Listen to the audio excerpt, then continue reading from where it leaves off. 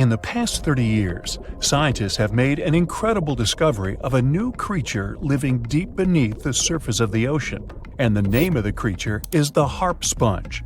Now, if you're wondering why it took so long to come across this animal, then I might have the answer. These creatures typically hang out at a depth of roughly 11,100 feet beneath the ocean's waves.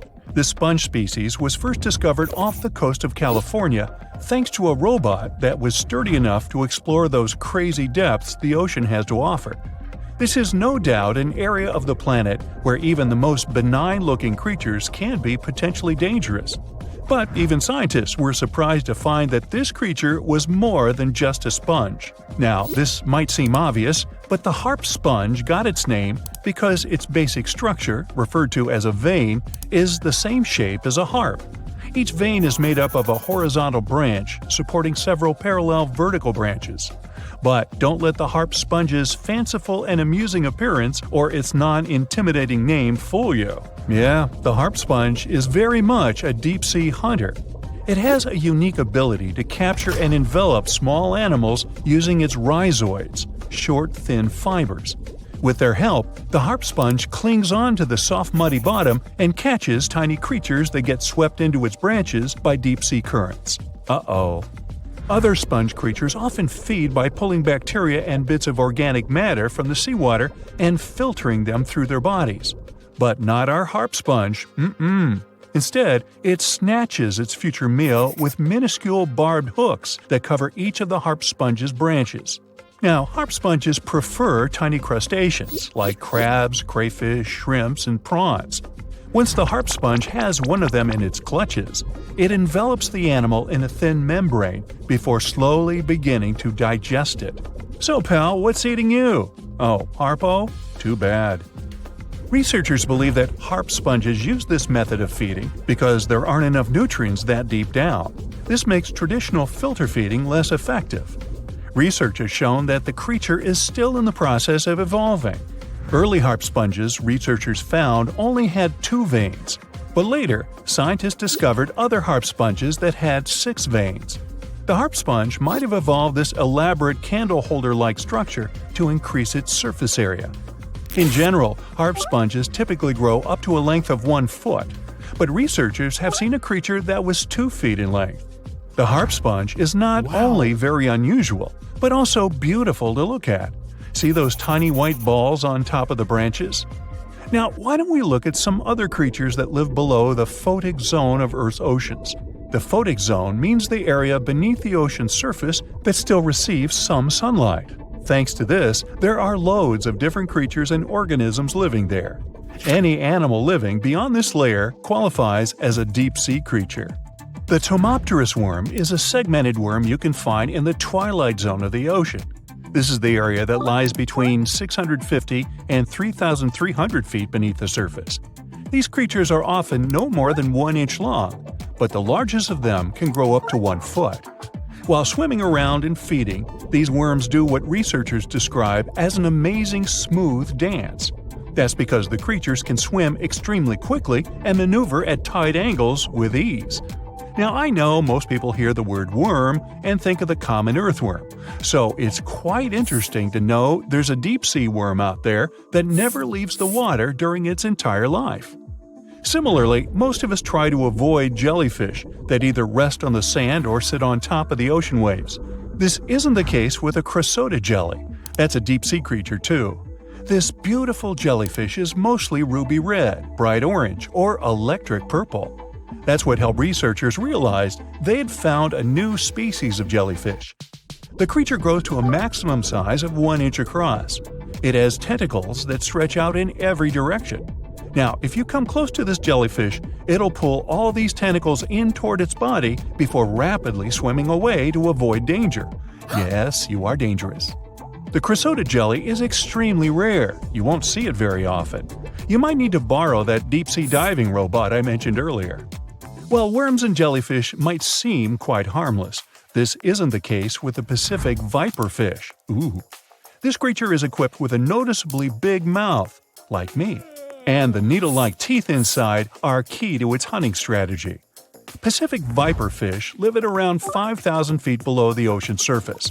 but they're among those numerous marine animals that migrate each night from the ocean depths toward shallower waters to dine. What's on the menu for dinner tonight? Lots of small fish and shrimp. The creature can grow up to 12 inches in length. Its two front fangs, which stick up from the fish's bottom jaw past its own eyes, are especially dramatic. When the fish unhinges its jaw, its mouth can open wide enough to engulf smaller animals, and the teeth form a cage to prevent an escape. Now, have you ever seen an underwater creature that looks like a strawberry? Trust me, it does exist. Just look at these dots on the strawberry squid. The creature has a big eye and a smaller one.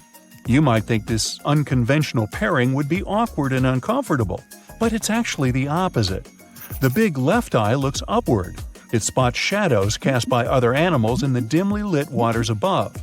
The eye's tubular shape helps it collect as much light as possible. On the other side of the squid's head, you can see its right eye. It's small and looks downward. This eye searches for flashes of bioluminescence produced by animals lurking in the darker waters below. Now, bioluminescence means the production and emission of light by living organisms. By the way, the squid has a nickname.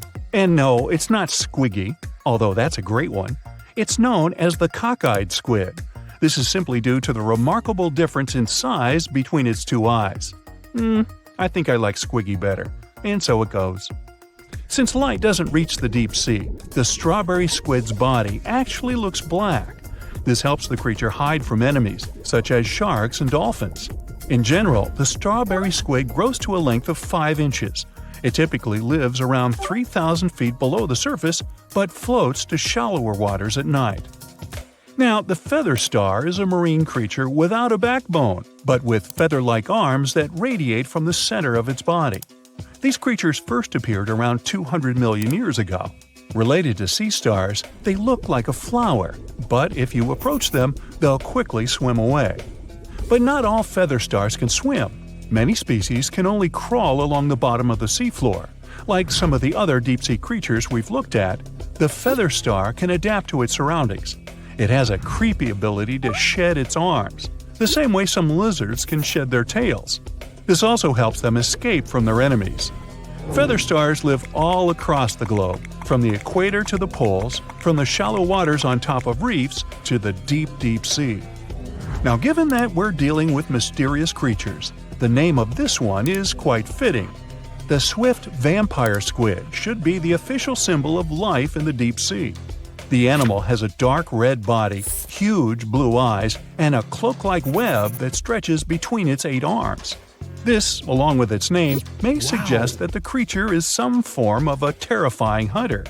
In reality, though, the vampire squid is a soft-bodied, timid creature, about the size, shape, and color of a football. It grows to roughly 12 inches in length and lives 3,000 feet below the waves. There's almost no oxygen there, but also relatively few predators. I think I'll need to decompress from this one. Remember that mysterious wow signal astronomers have been wondering about for the past 40 years? Well, buckle up, because we have some interesting news about it. For those of you who may not know, the wow signal was a radio sound detected back in 1977 by an astronomer while working at the Big Ear Radio Telescope in Ohio. The signal was so unique and intense that the man scribbled "wow" in the margin of the data printout, and the name stuck ever since. But what made the wow signal so special? Well, for one thing, it was never detected again. Despite astronomers pointing their telescopes to that same region of space numerous times over the years, the signal never reappeared. It was like a cosmic one-hit wonder. Now, for decades, scientists have been trying to decipher the mystery behind the wow signal. Was it a message from an intelligent civilization living outside our planet? Or was it just some random cosmic noise? Years ago, one study claimed that the wow signal was caused by a comet named 266P Christensen. It was passing through that same region of space back in 1977. And its hydrogen could have emitted a radio signal that just happened to be in the same frequency as the wow signal. This information was soon dismissed by specialists, who claimed comets don't emit such radio waves. Another theory concerning the WOW signal was that it might have come from a sun-like star.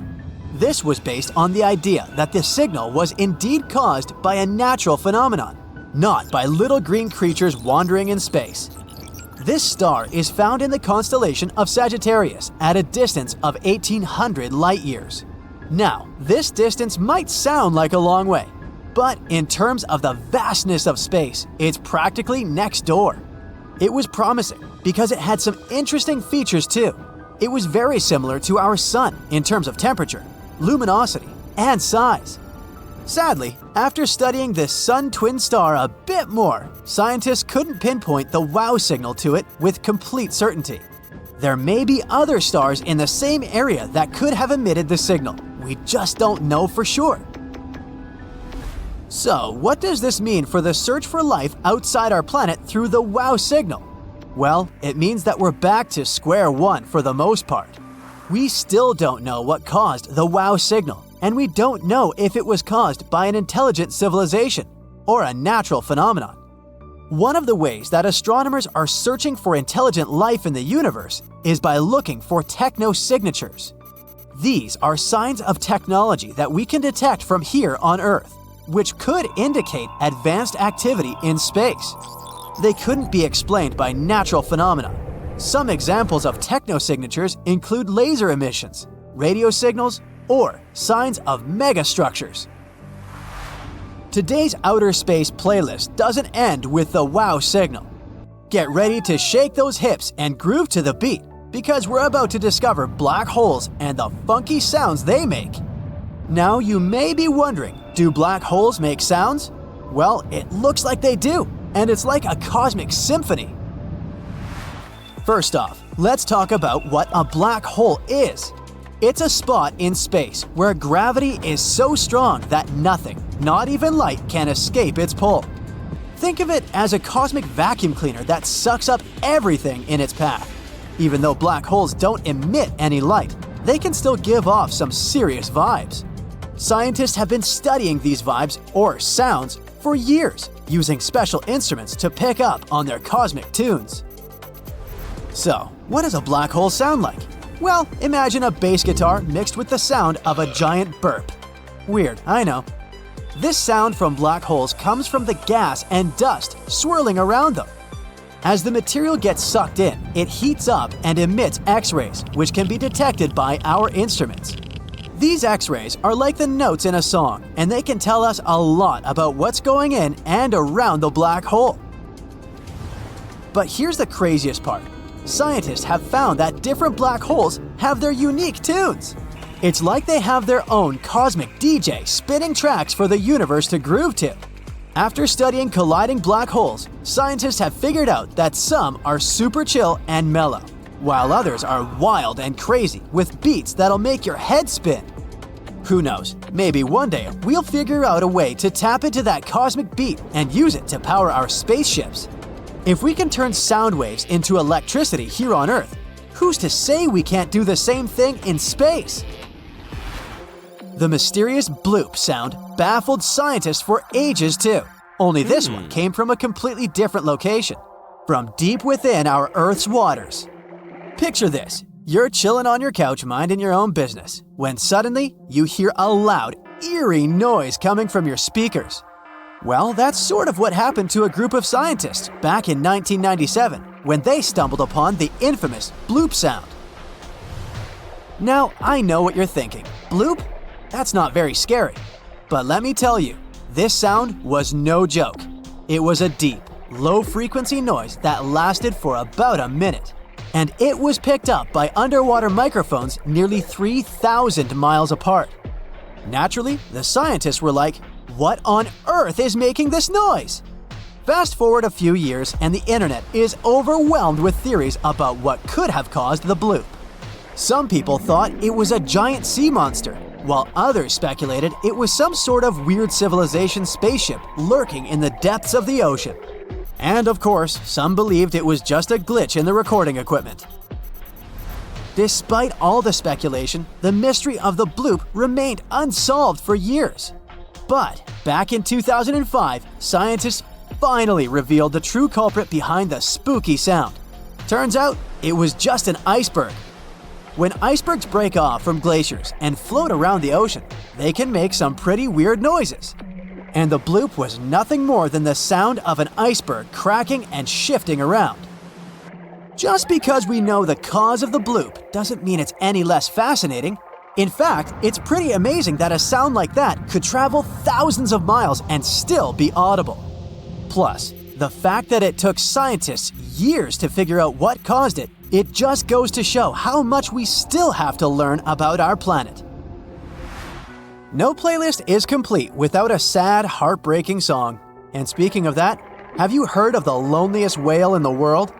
It's a fascinating story that starts back in 1989, when American specialists were looking for submarines.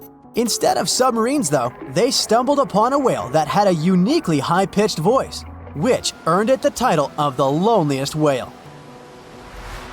Why is it called the loneliest whale? Well, most blue whales speak at frequencies between 10 and 40 Hz, but this whale's voice is at a frequency of 52 Hz, which is a low bass note to human ears. Since it has a different voice than other blue whales, some scientists believe that it was unable to communicate with other whales. It's also believed that this whale may be a hybrid whale, with one parent from a different whale species. This could cause a different body shape and a different call, which could explain its unique voice. Recent research suggests that the loneliest whale may not be so lonely after all. Many peculiar whale calls have been detected, and some studies suggest that groups of whales living in particular regions have distinct dialects of whale songs that often differ in frequency. To add to the intrigue, later recordings have found that the loneliest whale is now changing its tune. The whale's call has been getting deeper for several years. Maybe it's not so lonely after all and has some whale friends to hang out with.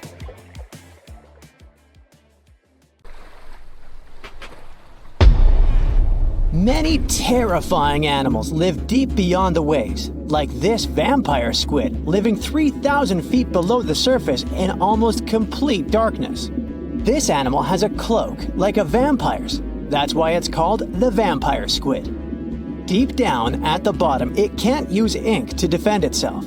So this animal has developed an unusual tactic. It glows slightly to scare away predators. If this tactic fails, the vampire squid can turn its body inside out, revealing tiny spikes.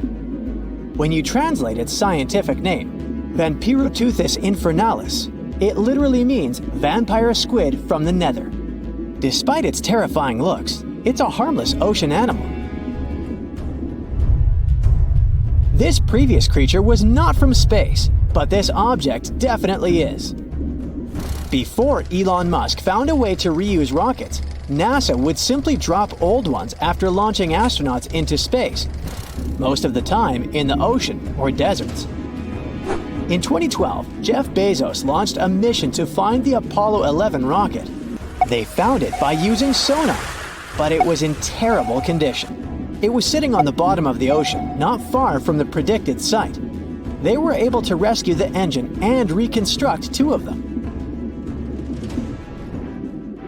The most famous lost city is Atlantis, but sadly, we still haven't discovered it.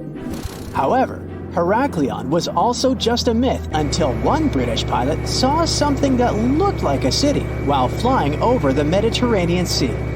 He reported it, and 60 years later, a group of divers went there. They were shocked when they found an entire city underwater. It was loaded with artifacts that could tell us a lot about the history of the place. Now it's one of the best underwater archaeological sites in the world. It's believed that the rising sea caused the whole city to go underwater. The Titanic sank in 1912. The wreck was claimed to be officially discovered 74 years later. In reality, though, a fisherman found the Titanic 8 years earlier while fishing in the Atlantic Ocean. He was pulling out his net when he spotted a head stuck in it. Luckily, it was just a doll's head. Years later, after the fisher had passed away, his son sold the doll to a doll collector. She did a lot of digging and research on every person who had a porcelain toy on the Titanic. She found the owner of the doll. Ava Hart was on the Titanic and had a doll with her. Ava survived the catastrophe by a miracle, but her toy didn't. Hart even wrote about the doll in her journal, and every detail matched the toy found by the fisherman. The tripod fish lives deep in the abyssal zone, around 20,000 feet below the surface. It's adapted to such immense depths and uses its tripod fins to stay still on the bottom. This creature doesn't have big eyes, but even if it did, these eyes would be useless in the darkness. Instead, the tripod fish uses its fins like antennas to detect any movement in the water. This creature doesn't have much luck when it comes to its love life, so it had to develop unique tactics to reproduce. One fish can be both male and female. The next bizarre creature is the lizardfish. It has tons of razor-sharp teeth, a huge mouth, and really big eyes, which it uses for hunting.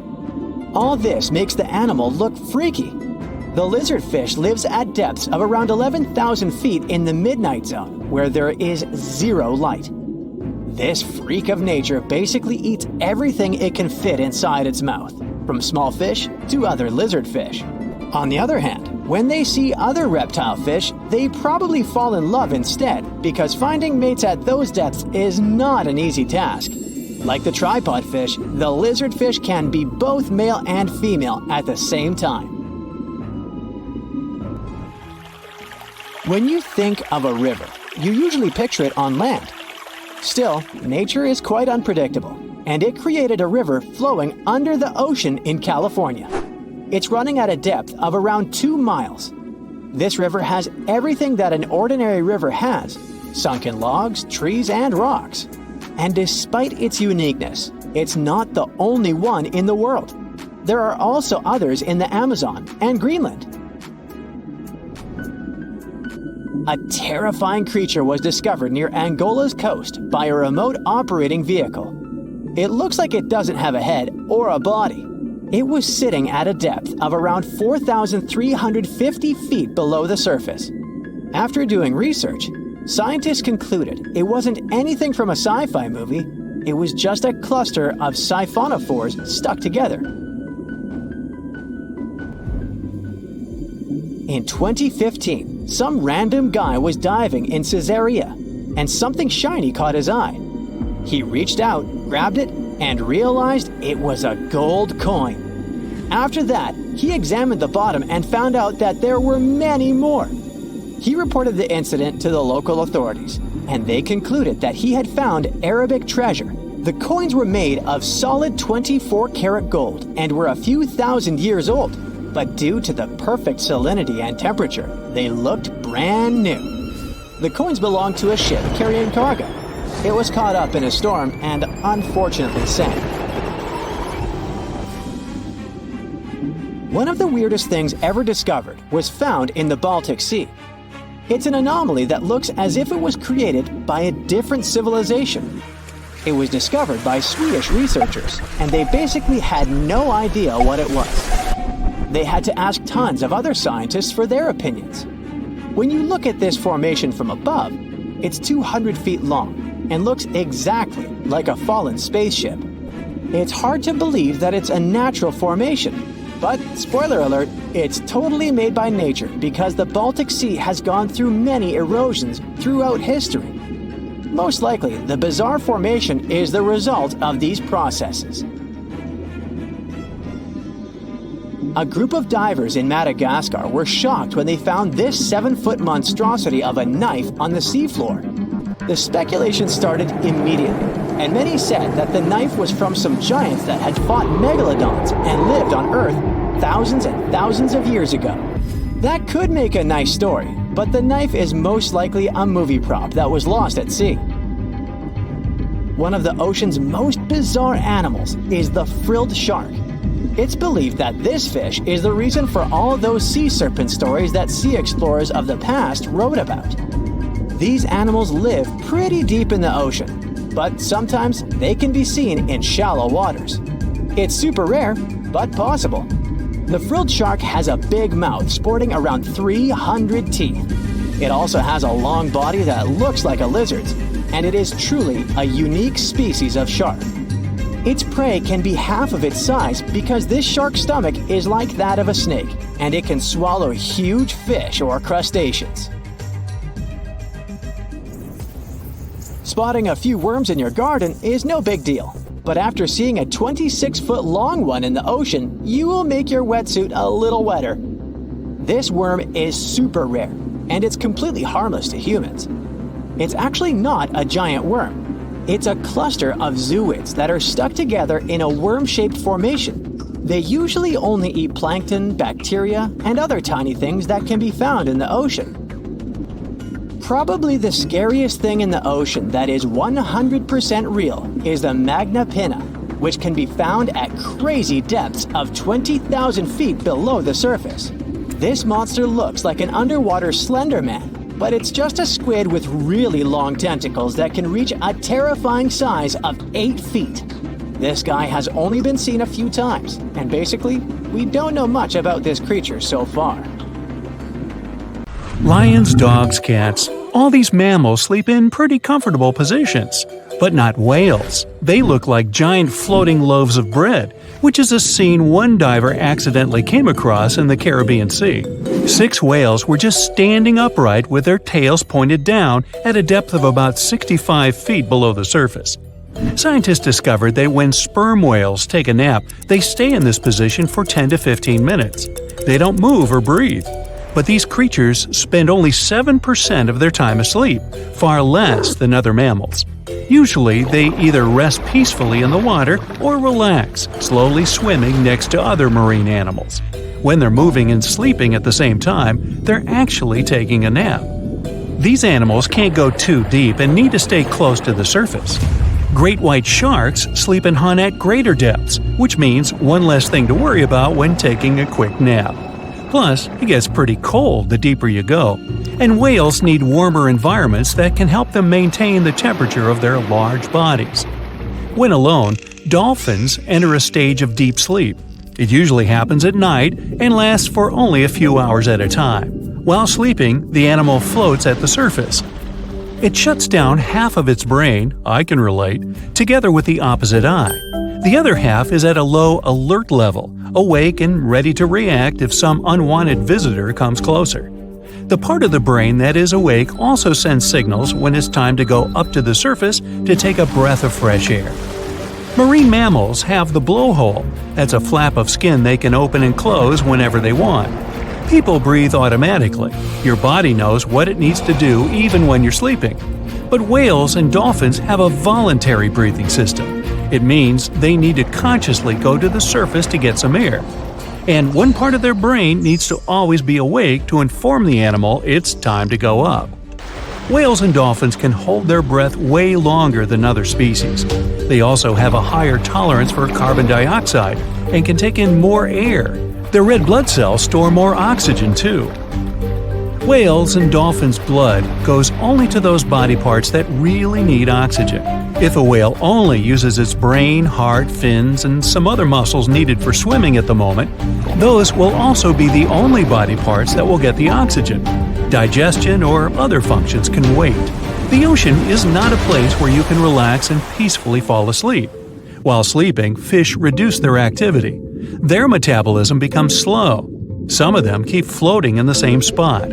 Others find a safer place among corals or in the mud.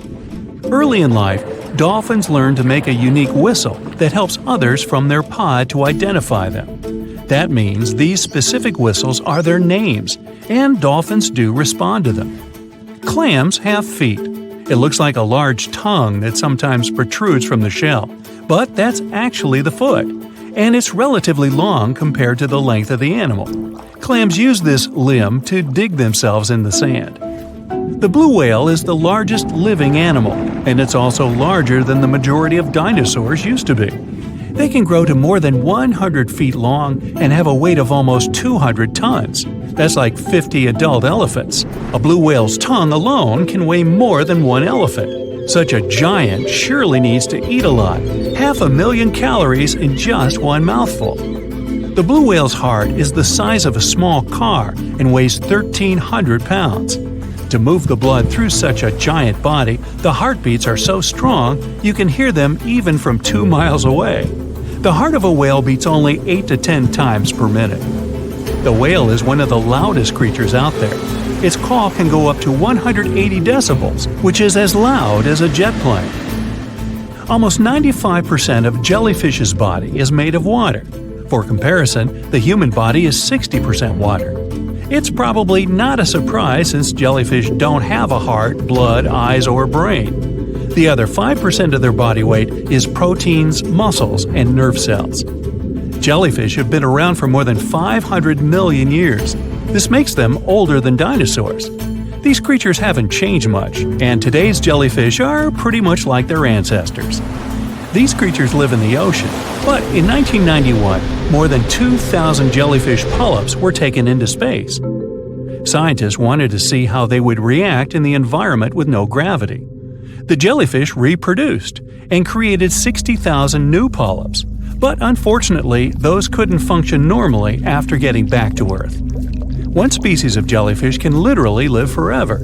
As it grows older, the critter goes down to the seafloor to become a polyp again, and that polyp turns into a new jellyfish with the same genetics. Greenland sharks can live 500 years. This is an animal with almost the longest lifespan among vertebrates. Sperm whales are sociable creatures. They spend their life surrounded by their family. These animals support one another and have close friends they remember well, even if they don't see each other for a long time. Electric eels have small eyes that are not so effective in environments with no light, so they mostly rely on their electric organs. Those consist of 6,000 cells. Eels use them to stow power, similar to batteries. These creatures use electricity like bats use their radars or dolphins their sonar. An eel can also produce enough electricity to power a panel of light bulbs. There's a small tropical archer fish that can learn to recognize human faces. This fish has an interesting ability to spit small jets of water from its mouth. Researchers showed the fish the image of 2 different faces placed side by side. One was unknown and the other was familiar. The fish was supposed to spit water at the familiar one. The creature took the right guess more than 80% of the time. Every year in the winter, great white sharks that live along the California coastline disappear. It feels as if they take a vacation for 30 to 40 days. The animals go to a point halfway between Hawaii and Mexico. They might do it to get some food, relax, or hang out with their buddies from other areas.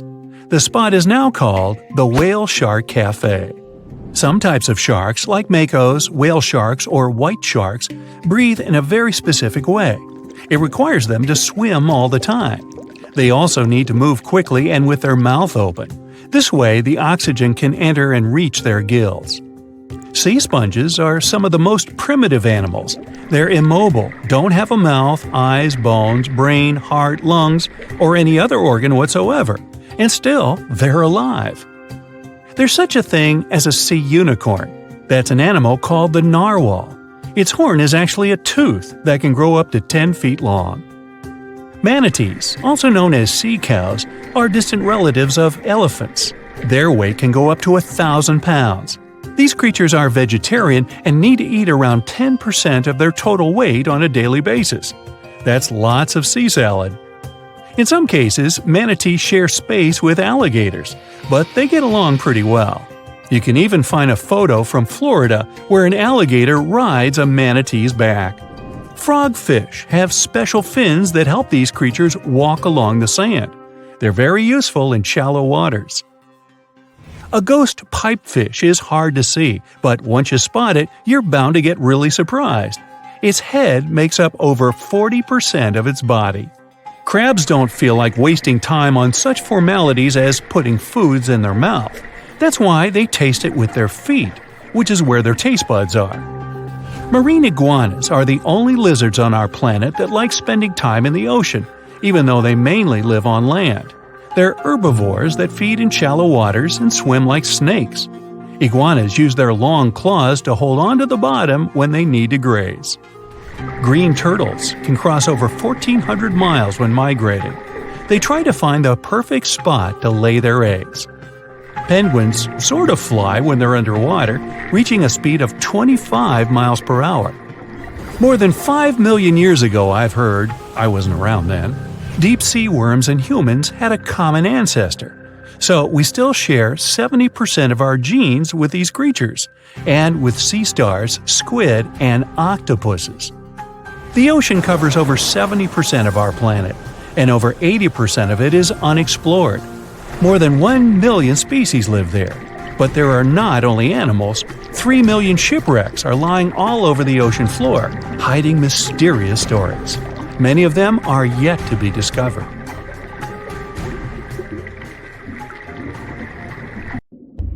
The stonefish. Stonefish aren't going to win any beauty contests, unless the pageant is for best rock look-alike.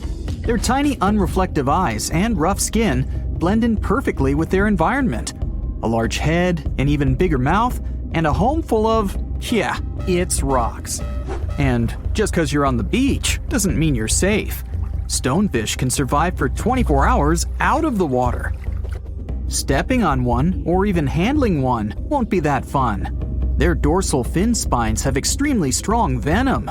It shoots out when they get stepped on, and it can lead to paralysis or even heart failure. You'll need help fast. No wonder they're one of the most dangerous creatures in the water, or anywhere. Be careful when scrambling around rocky areas. They love to play hide and seek. The deep-sea dragonfish.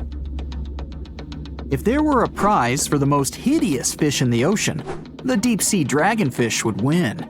With slimy, scaleless skin, massive teeth, and a face only a mother could love, this bad boy of the sea is nothing to mess with. It likes to swim between 700 feet and 6,000 feet below the surface of the ocean, where the waters are the darkest and coldest. Along with some other creatures on this list, the deep-sea dragonfish relies on its bioluminescent body parts to catch prey. It also uses its hanging appendage, which boasts a little red light on the end, coming out from its lower jaw. Many fish mistake this little light for prey, luring them right into the jaws of the deep-sea dragonfish. Very clever dragonfish, very clever indeed. The fangtooth. The Mariana Trench is an underwater trench with a depth of 35,000 feet, nearly 7 miles below the ocean surface. Let that sink in. While scientists know the Mariana Trench exists, it's one of the least explored places on Earth. It's also the deepest area of Earth's oceans. And although many creatures down there probably haven't even been seen by humans yet, scientists have had the creepy pleasure of getting to know the fangtooth. The fangtooth fish shamelessly lives up to its name. Just look at that thing. The fangtooth is carnivorous and feeds on just about anything it can find that gets caught in its sharp-toothed mouth. These fish rely on their contact chemoreception to find prey. In other words, they can sense chemical residue that comes off of other living organisms in the deep sea.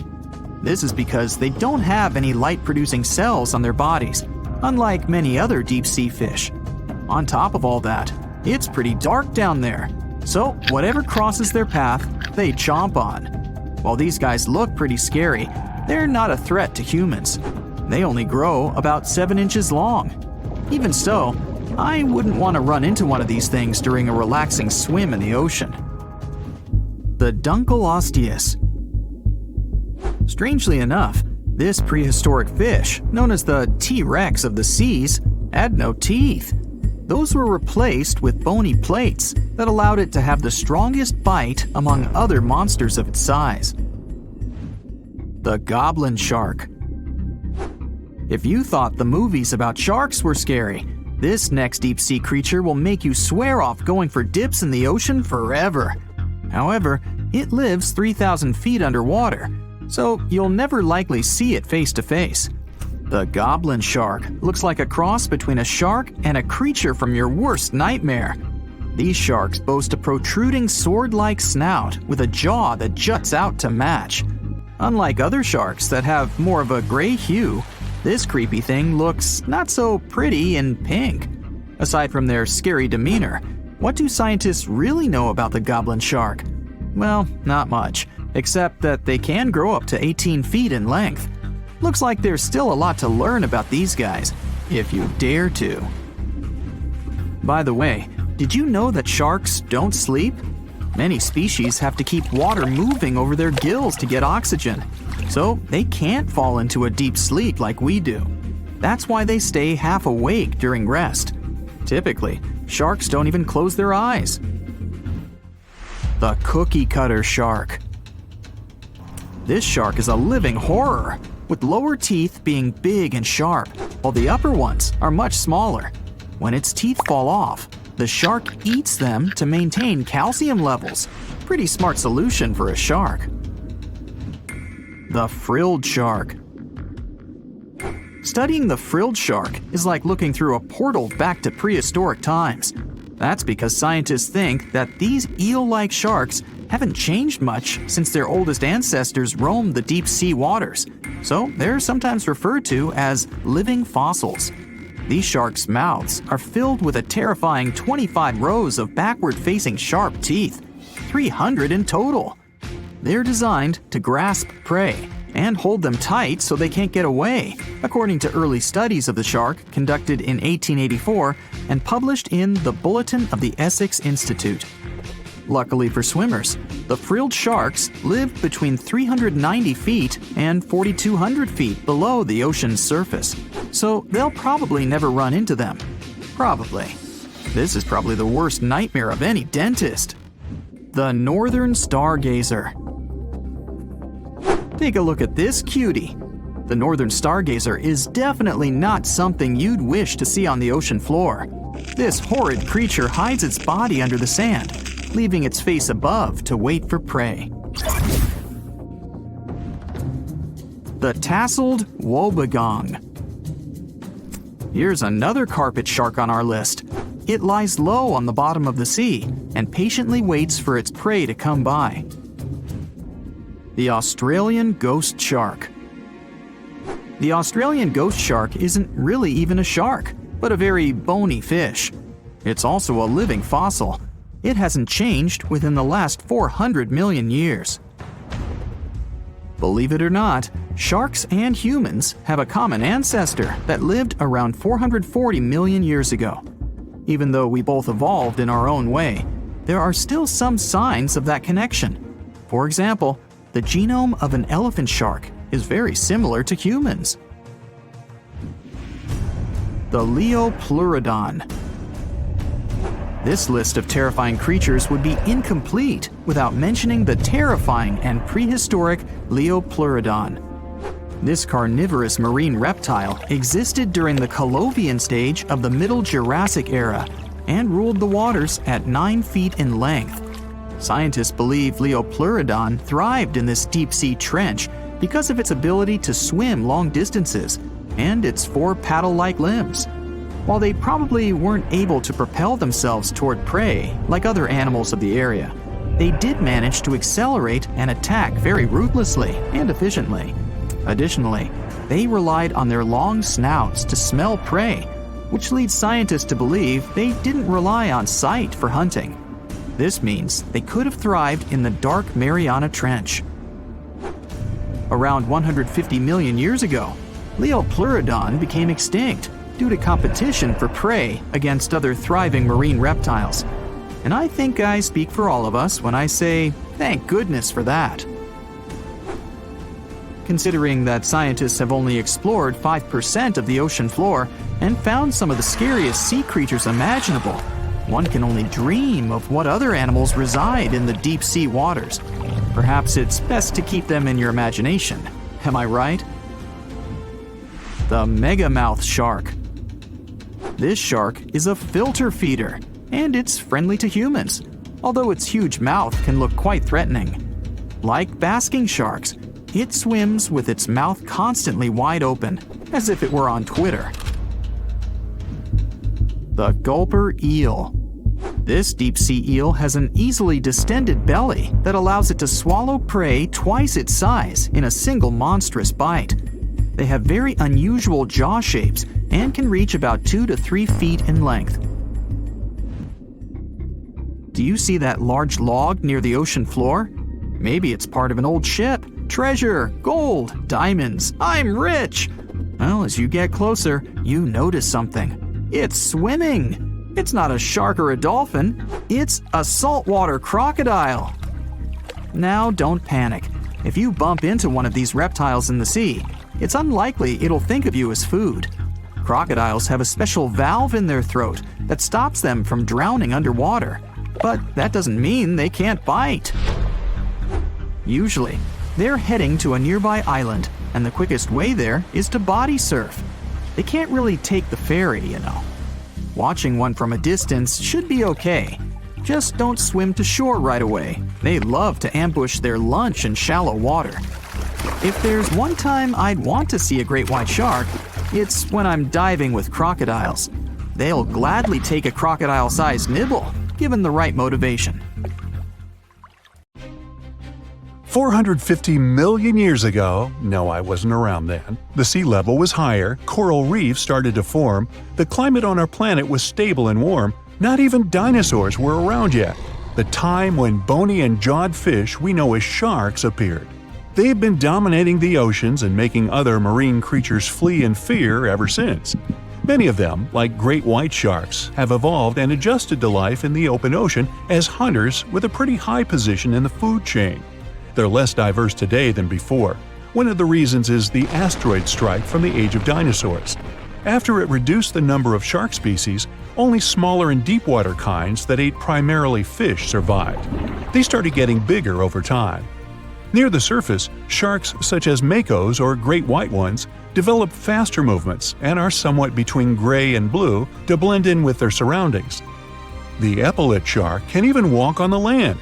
It can't take a walk on the beach because it can't breathe outside of the water, but it lives on coral flats in shallow tropical waters, so it can walk in kind of a crawling motion. But deep down below, there are mysterious, alien-looking, often huge shark species that didn't come to the surface, which is why they didn't need to adjust to the new environment and different conditions. They haven't changed a lot through time, so they're some living fossils. These creatures mostly don't have 5 gill slits, the most common number, but 6 or 7.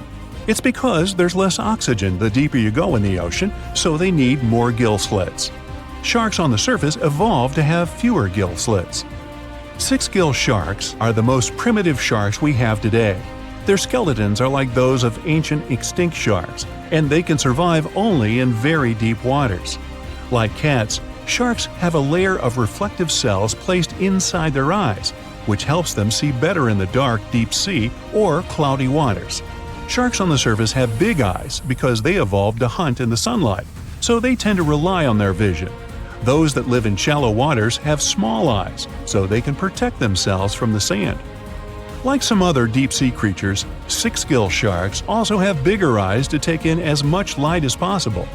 They have more light-sensing rods, but don't distinguish colors that well.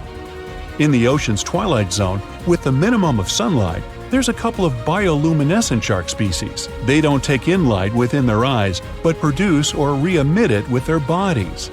Their skin or organs have specialized cells that produce a soft blue-green light. Deep-sea creatures that produce their own light do that to attract their prey, deter animals from going after them, or, scientists think, communicate with each other. It can even help them to camouflage. They do it by hiding their silhouettes from animals going after them. They produce enough light to match their surroundings. The biggest luminous underwater creature is the kitefin shark, found swimming 980 feet below sea level, preying on groundfish or smaller sharks. It can grow almost 6 feet long and lives 3,200 feet below sea level. Deep-sea sharks are also bigger than those on the surface. The Greenland shark can grow up to 24 feet long, bigger than a great white.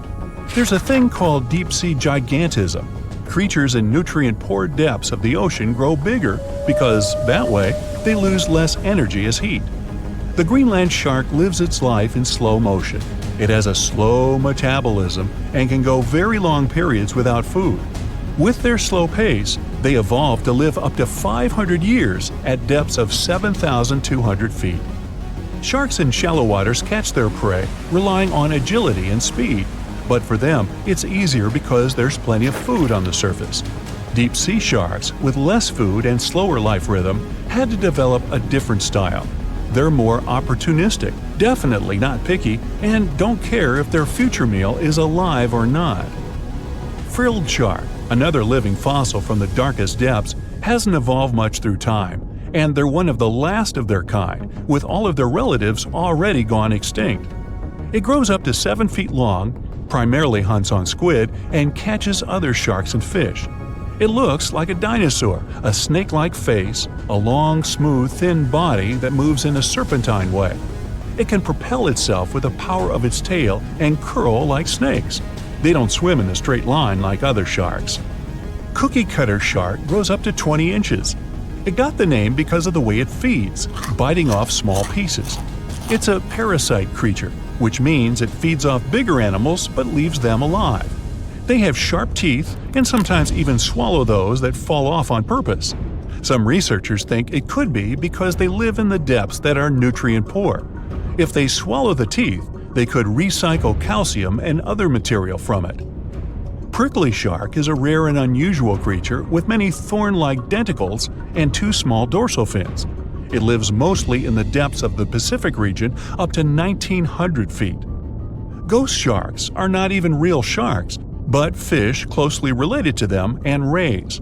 They have big pectoral and pelvic fins, 2 dorsal fins, pretty big eyes, and unlike their cousins, have a single external gill opening. Ghost sharks have slender tails and can grow up to 80 inches, silver to blackish color.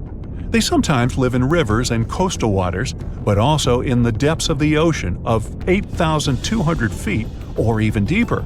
They are pretty weak swimmers, so they tend to feed on invertebrates and small fish. Goblin sharks. Swimming through the deep sea, this creepy shark with a flabby body suddenly sees a small, innocent squid. It goes toward it, but the potential snack notices it and quickly starts moving to dart away.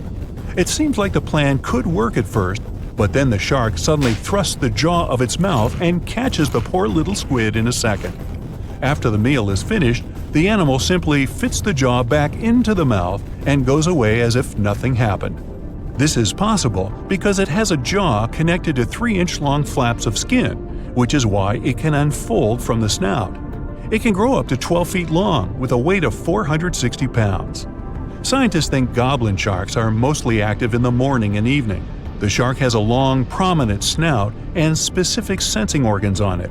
It uses them to sense electrical fields in the dark oceanic depths. Seven-gill shark is a big cow shark, brown to silver-gray on top, white underneath, black and white spots, with a thick body, a small dorsal fin, and a wide, blunt snout. It can grow up to 10 feet long, mostly lives in the depth of 1,870 feet, but you can also find it in deep channels and bays. It can be aggressive toward humans if provoked, so don't. Like most deep-sea creatures, it's an opportunistic hunter that's not quite picky but likes to go after dolphins, seals, porpoises, and other marine animals. Megamouth sharks mostly live in the depths of 15,000 feet and spend most of their time in the dark, like me. Scientists discovered it in 1976 because it went near the surface at night to feed on zooplankton. That's the only time these sharks go there. During the day, they return to their quiet, dark, and mysterious depths. They are filter feeders, which means they keep their mouths wide open while swimming, so they filter the planktons they like to eat. There are organs that produce light inside of their mouths, which attracts potential prey, such as pelagic crustaceans. These sharks live in the deep parts of the ocean, but you can rarely find them below almost 2 miles. Scientists think some other, stronger bony fishes outcompeted them. Deep parts of oceans became oxygenated around 70 million years ago, and sharks have been around way longer. But bony fishes adjusted and adapted efficient ways to use oxygen, while sharks were slow with adaptations, so they lost. Also, oceanic depths are way colder, which is challenging for fish and the rest of cold-blooded animals because the speed of their metabolism widely depends upon the external temperature. It looks like a prehistoric creature that came from the time of dinosaurs. This scary beast is called the basking shark. It can grow up to 39 feet. People have only reported 3 of them in the past 160 years. The last sighting was in 2015, and before that, about 80 years ago. These sharks sometimes rise to the surface to filter out small animals, such as shrimps and other small crustaceans, when they want to have a nice, tasty seafood dinner. But when there isn't enough grub at the surface, they go down to the depths of almost 3,300 feet, where they tend to stay for months, which is something researchers discovered using satellite tags. Tag, you're it! Now, basking sharks like to spend their time in more temperate waters, but they can migrate long distances. They live across the globe, but in warm tropical or subtropical areas, they won't go near the surface because they're not fans of high temperatures. The lion's mane jellyfish is not that rare, but it's fascinating how large it is. It's the biggest among jellyfish species and the longest animal. Its total length can reach 120 feet.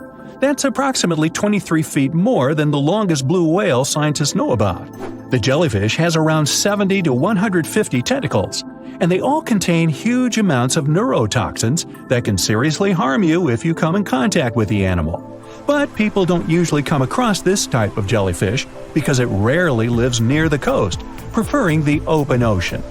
Generally, you can find the lion's mane jellyfish no deeper than 65 feet below the surface, where it dines on small fishes, zooplankton, and some other types of jellyfish. It uses its tentacles to catch its value meal. Hey, you want fries with that?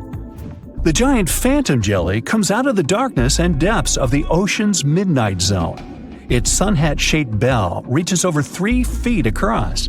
This bell trails 4 ribbon-like mouth arms that can be up to 33 feet long. This quite rare creature uses its mouth arms to catch unfortunate animals swimming around and not knowing what's coming for them. Giant phantom jelly propels itself through the water with periodic pulses coming from its orange head. It glows faintly and mysteriously in the pitch-black depths. It lives across the globe in all the oceans except for the Arctic. I'm guessing it's too cold. Because of its odd shape, people often call the oarfish the dragonfish or sea serpent. It's about 26 feet long, which makes it the longest bony fish we know about, and lives at depths of 3,300 feet. Oarfish spend most of their time in the deep, dark parts of the open ocean in tropical and subtropical areas. They almost never come to the surface, unless, invited. It's a ribbon-shaped and shiny silver creature with a long red dorsal fin and red oar-like pelvic fins. Its body has no scales and is very thin. The fish can grow to a length of about 30 feet and weigh 660 pounds. Oarfish have really big eyes that help them see better in their dark, scary surroundings. The frilled shark is definitely one of the gnarliest-looking marine animals out there. If you saw it somewhere, you'd probably think you went back to the age of dinosaurs. Yup, the frilled shark is a prehistoric creature because its roots go back 80 million years. This living fossil can grow to be 7 feet long. It got its name from its frilly gills. Even though frilled sharks have the shark part in their name, they swim similar to an eel in a distinctly serpentine way. Its mouth is terrifying. Similar to the maw of the great white shark, it has 300 trident-shaped teeth lined in 25 rows. Hey, come a little closer, huh?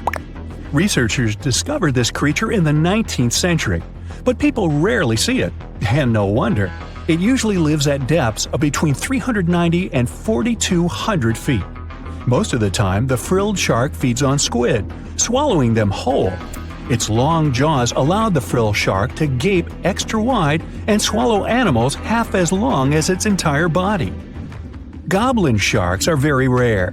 Researchers have spotted fewer than 50 of them in more than 120 years. But maybe that's for the best, since we're talking about a pretty scary fella with a narrow snout and sharp teeth.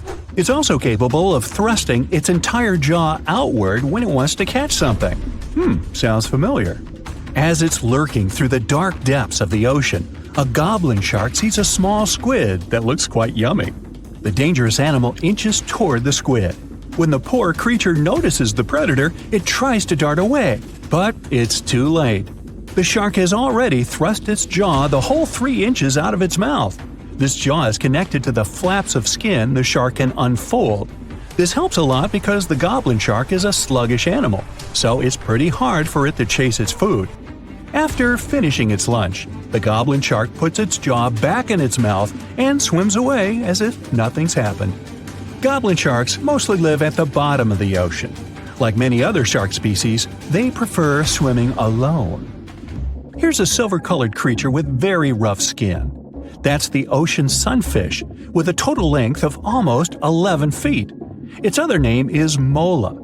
The ocean sunfish is the heaviest of all bony fish out there. People sometimes call it a swimming head because of its bizarre appearance. These creatures have such a weird shape because they're born with a back fin that never actually grows. It just folds into itself as the animal matures and creates a rounded rudder. The sunfish is a bit clumsy. It moves with the help of its mighty fins that allow the animal to swim on its side. This marine inhabitant is a solitary creature. It mostly feeds on zooplankton and jellyfish. The spotted wobbegong is one of the world's rarest sharks. It grows to be more than 10 feet long. It may not look as terrifying as some of its shark relatives, but it's pretty good at catching unsuspecting animals swimming past, mostly during the night. The animal has a spiracle, which is why it can breathe while staying still at the bottom of the ocean. It's motionless most of the time, which is why you can barely notice it. Its flat body and large pelvic and pectoral fins blend in with the underwater terrain. That's why they're so good at hiding. This ability helps when these sharks want to protect themselves too. Wobbegong means carpet shark. They usually live close to the ocean floor in coral reefs, on sandy bottoms, and under piers. People have even spotted the shark in the water that is barely deep enough to cover its flattened body. Now, blobfish lack teeth and bones, so they can't actively hunt. Since they don't have much muscle mass, they can barely move around. Hey, I had a roommate like that once. They get their energy from animals they scoop up from the seafloor. They also know how to conserve this energy. That's how it usually goes with deep-sea creatures. They don't have as much food as those animals that swim closer to the surface. Instead, they have special body mechanisms that allow them to save energy for the times when they don't have much to eat. Pressure at the depths where the blobfish lives is 120 times as high as that at the surface. That's why the bizarre creature looks like a weird gelatinous mass only when you bring it up to the surface. The pressure here is not strong enough to keep its body together. Hey, breaking up is hard to do. The white margin stargazer could compete with the blobfish for the title of the ugliest animal in the sea, don't you think? Now, this animal has eyes on the top of its head, together with an upward-facing mouth which the creature uses to hide itself in the sand. That's where it spends most of its time, with only its eyes protruding from the sand. It chills this way until some small animal passes by. It can lunge at its target incredibly quickly, literally within milliseconds. This creates a vacuum in the water that pulls in a crab, fish, or some other small, unfortunate animal. Another tactic involves venom. This fish has a venomous spine in its shoulder blade that helps with catching other animals and defending itself against enemies. Even though it's not related to the electric eel, the white margin stargazer can generate an electric shock as powerful as 50 volts. Ow! Think you know what lurks in the depths of the ocean? While nearly 95% of our oceans haven't been explored yet, it's hard not to let your imagination run wild. But thanks to brave explorers, deep-sea cameras, and awesome archaeologists, we do know about some pretty incredible sea creatures living in our waters today, and millions of years ago. From the 9-foot spider crab to the 60-foot prehistoric megalodon, these sea dwellers come in all shapes and sizes. But let's focus on sea creatures famous for their huge size. Can you guess which living species of whale is the largest? Well, it's not the orca, but that's a good guess. The orca is a toothed whale that can grow to anywhere from 23 feet to 32 feet, which is slightly smaller than a school bus. How about the narwhal? Nope, they're not the biggest either. These unicorns of the sea live mainly in Arctic waters and only grow 13 feet to 20 feet in length, and that's including their 9-foot tusk. Tired of guessing? Okay, I give in. The largest whale that still exists today is the blue whale. At a jaw-dropping 82 feet to 105 feet, The blue whale is not only the biggest whale we know of, but is currently the largest animal to have ever lived on Earth. Seriously. These animals are bigger than a T-Rex, and even the prehistoric megalodon. If you were to put a blue whale next to a school bus, it would look like it could swallow it. Think about that. According to National Geographic, a blue whale's tongue can weigh the same as an elephant. And their hearts can weigh as much as a car. That doesn't even sound possible. It's no wonder these giants need to eat about 4 tons of krill every day. While there aren't too many animals living today that can compete with the blue whale's epic proportions, there is an entirely different species that is a good contender, and it's not quite what you would expect. It's a jellyfish. No, I'm not talking about the little jellyfish that wash up on the shore and ruin a perfectly good day at the beach. I'm referring to the lion's mane jellyfish, the biggest jellyfish around. This invertebrate can grow up to 120 feet long. They also come in different gorgeous colors like red, purple, or even shades of orange. As if their length wasn't impressive, the lion's mane jellyfish boast a whopping 8 sets of 70 to 150 tentacles.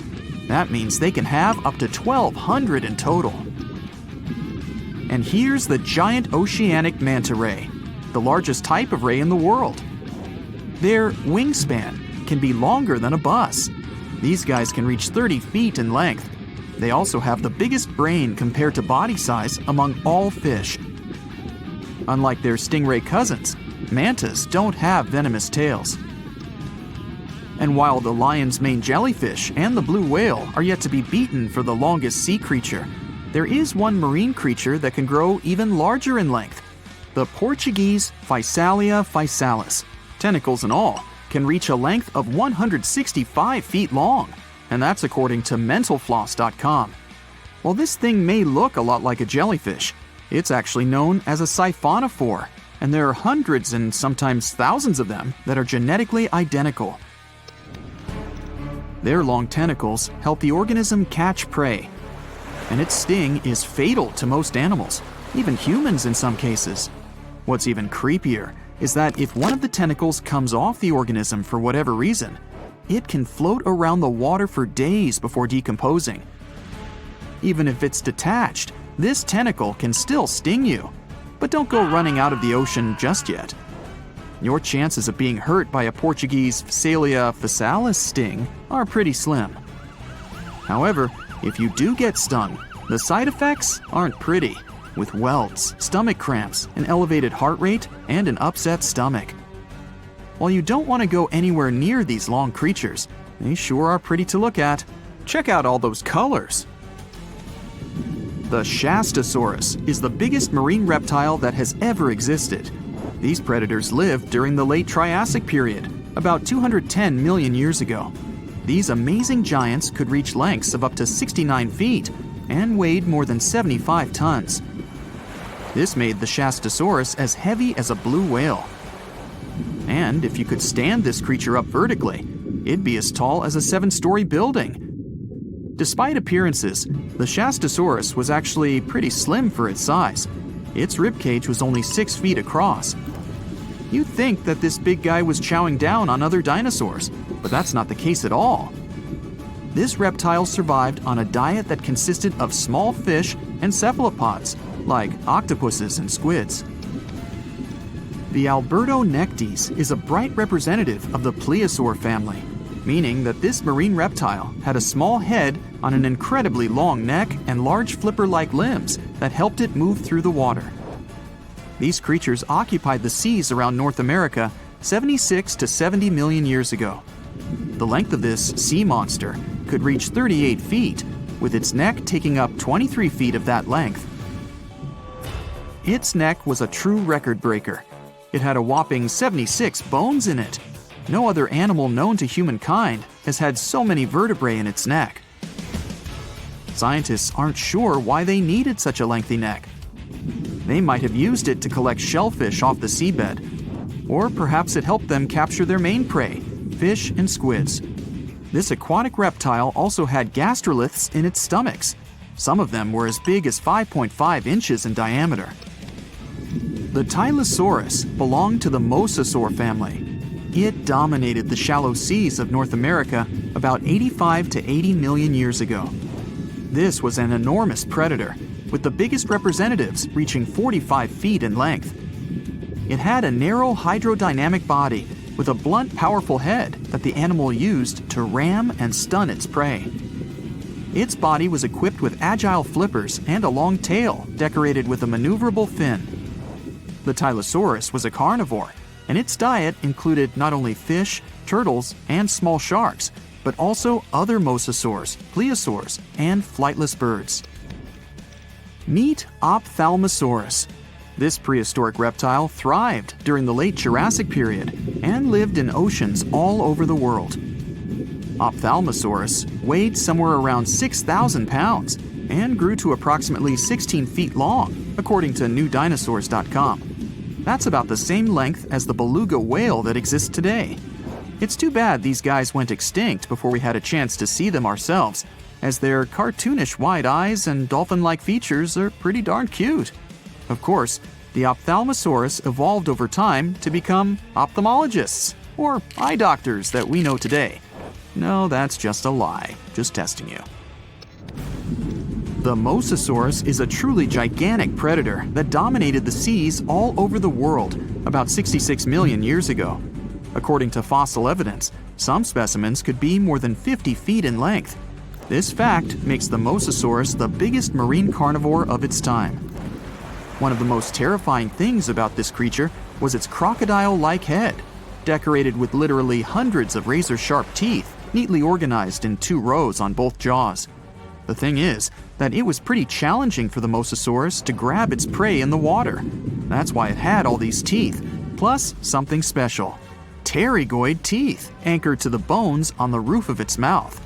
This made hunting and holding onto its prey much easier. The Styxosaurus belonged to the plesiosaur family and lived during the late Cretaceous period, around 85 to 70 million years ago. Upon first glance at this dinosaur, you might mistake it for a sea snake, and it'd be an honest mistake. Styxosauruses were about 35 feet in length, but over 16 feet of that consisted just of their long snake-like neck. They had a comparatively small body and weighed approximately 4 tons. Their mouths were full of razor-sharp cone-shaped teeth that they used to catch fish. They didn't need to chew their prey, thanks to the 200 small stones called gastroliths in their bellies that probably aided in digestion. At the same time, some scientists believe that the Styxosaurus used these stones to sink to the ocean bottom in search of particular types of fish. Looks kind of like Nessie to me. There's a lake in the heart of Asia that holds 1/5 of all the world's liquid freshwater. It's more than all the 5 Great Lakes have together. Even if all the rivers on our planet suddenly changed their direction and set on a mission to drain this lake, it would take them a whole year to finish the job. I'm talking about the deepest lake in the world, Lake Baikal. If you decide to go all the way down to its deepest point, prepare for a journey of almost 5,400 feet. The descent takes several hours. But the rift floor of the lake is way deeper, between 5 to 7 miles beneath the surface. It means it could be even further down than the Challenger Deep, which is the deepest known place on Earth. The amount of water it has would be enough for everyone on Earth to have something to drink for up to 50 years. This mighty giant of a lake replenishes its water completely every 383 years. Baikal has a great delivery crew of over 300 rivers and streams, bringing their waters right in. And only one river flows out of Baikal, the Angara, which is headed straight for the Arctic Ocean. Baikal isn't only the deepest, but also the oldest existing freshwater lake in the world. It formed at least 25 million years ago. It all began when the Earth's crust decided to play Tetris and created the lake and the surrounding mountains. At some point, Baikal must have been just a humble riverbed, but then tremors and fractures shook the Earth, and the distance between the shores got bigger. Water levels rose thanks to the melting glaciers. Then, several lakes formed and later merged into one. Baikal is one of around 20 lakes in the world that are older than 1 million years. And since it wasn't disturbed by glacial periods, it's a perfect research ground for scientists. Its deep-drilled core sediments can tell a lot about the climate of our planet in different periods. Since Baikal is in a rift basin with 2,000 seismic tremors per year, the lake is deepening and still growing in size. Its shores drift apart at around the same rate as South America and Africa are moving away from each other, so it has all the potential to become an ocean. Another thing Baikal has in common with the oceans is that it has water rich in oxygen, even at its lowest depths. This is one of the reasons why the fauna of the lake is so incredibly rich. It's home to over 2,500 various animals and 1,000 plant varieties. Around half of them are unique and only exist in this area, like the endemic algae, the Baikal omul fish, and the Baikal oilfish. There are also some bears, elk, and lynx living on its shores. They must appreciate the fact that the temperatures around the lake are always higher than the rest of Siberia, thanks to its huge water mass. Most Baikal dwellers prefer to stick to the bottom of the lake, but there's one brave guy you'll meet if you decide to visit. Meet the Baikal seal, also known as Nerpa. It's the only true freshwater seal in the world. Nerpa's eyes are so cute it nearly landed the part of Puss in Boots in Shrek. Nerpa in Boots sounds good to me. These huge eyes are there to help them follow their favorite pelagic fish underwater. There are other seal kinds that can handle freshwater or use it to breathe, but these cuties spend their entire lives in it. But wait, how did seals, which are supposed to be oceanic creatures, end up in a lake miles and miles away from the sea? About 400,000 years ago, during the Pleistocene era, these adventurous creatures traveled up the river and drainage systems that connected Lake Baikal to the Arctic Ocean. The ringed seal that still lives in the Arctic is believed to be the Baikal seal's closest ancestor. Today, Baikal seals are confined to their freshwater home because of the changes in waterways. And they seem to be pretty happy with their home as they can choose from a huge variety of food to eat. The seals mostly hang out in the north and central areas of the lake, but move south in the winter. The lake gets covered with ice, which they use as a chill-out zone, just like their oceanic cousins use rocks or the beach. Since at least 1969, Lake Baikal has had some mysterious ice rings pop up randomly here and there. At some point, they got so big that the astronauts even spotted them from space. The rings usually appear in late April, but can be there in January or May. Scientists couldn't crack the code on how these rings form for a while. They had all sorts of theories, and the most popular involved methane gas bubbles from the lake's depths. But then, scientists noticed that some of the rings were in shallower waters, where gas emissions don't happen. So, an international team of scientists decided to solve the mystery. They traveled to Lake Baikal, drilled holes in the ice, and dropped sensors into the water. In 2016, when they started the research, they heard that 2 vans had gotten stuck in the mysterious ice rings. Once they had analyzed the data from the sensors, it turned out that the secret behind the rings was warm eddies flowing clockwise under its ice cover. The currents were less intense in the center of the eddies, so the ice above them was thicker at the edges. The waters of the lake are so clear that you can see some extremely deep parts up to over 130 feet down. This is thanks to the surrounding mountains that send off melting ice right in. Plankton that live in the lake also helps clean the floating debris. When this crystal clear water freezes, it forms an unusually thick and see-through layer of ice. The wind likes to play sculptor on Baikal and creates one-of-a-kind pieces of art here. It picks up water, which, of course, freezes into the most unusual designs. Frozen bubbles and icicles you've never seen before. The location and geography of the lakes and the cycles of melting and refreezing create the perfect conditions for this ice workshop. And you can even see rocks that seem to be floating. The bottom of the rock freezes to the surface of the ice. Then, the strong winds wear away the surroundings, leaving a perfect pedestal for the rock. If you think the floating rocks look eerie, how about Baikal's version of the Loch Ness Monster? The local Buryat people have a legend about the water dragon master that lives in the lake. A dragon is believed to be the most powerful creature living on Earth in Asian mythology. They believe there are 4 dragons living in the 4 seas, each responsible for one of the cardinal directions. Baikal is the North Sea in this story. The image of this dragon is supposedly etched in ancient petroglyphs on the cliffs of Baikal.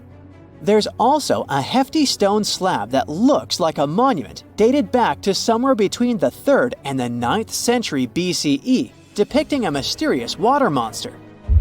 Imagine the stories this stone could tell, echoing the whispers of a bygone era and leaving us to unravel the enigma of the Baikal cliffs. The legend says that a local warrior was chasing the dragon. He finally reached the largest Baikal island of Alkan. He was ready to face and defeat the dragon, but the beast turned into a beautiful girl, and they got married. That's one unusual twist to a classic defeat the dragon and take the girl story. So, local legends describe that dragon as a giant sturgeon with an almost gator-like snout and armored body. In reality, the mythical monster must be one of the many huge fish living in the lake.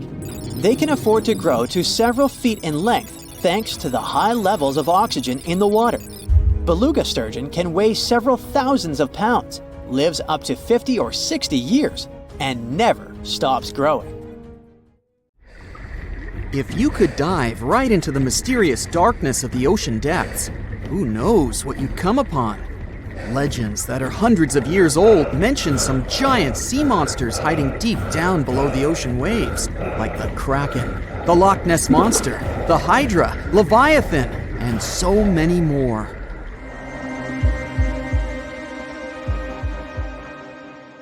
Okay, no one has ever seen such monsters, but there are still weird and unusually big sea spiders, squid, worms, and many other animals that grew way more than we'd expected.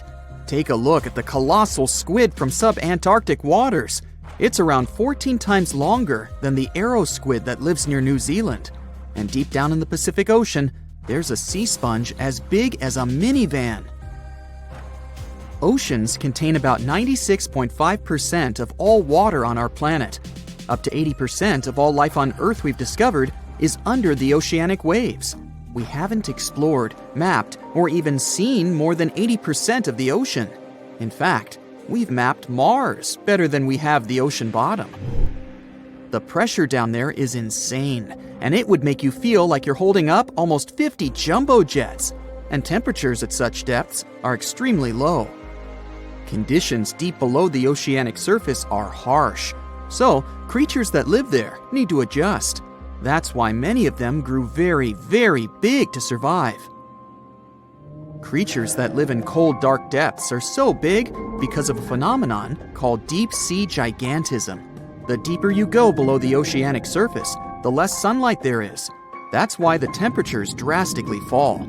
The result of this is increased cell size and longer life of creatures.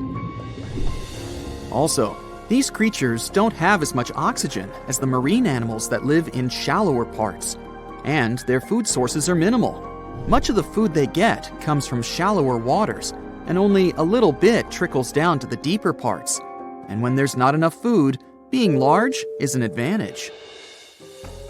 Larger creatures can move farther and faster to find something to eat. Their metabolism works slower. They don't digest the food that fast, so they can store food and conserve energy for hard times when they can't find anything to eat. They don't need to regulate their body temperature either, which also helps them save some energy, which they can then transfer to other body processes.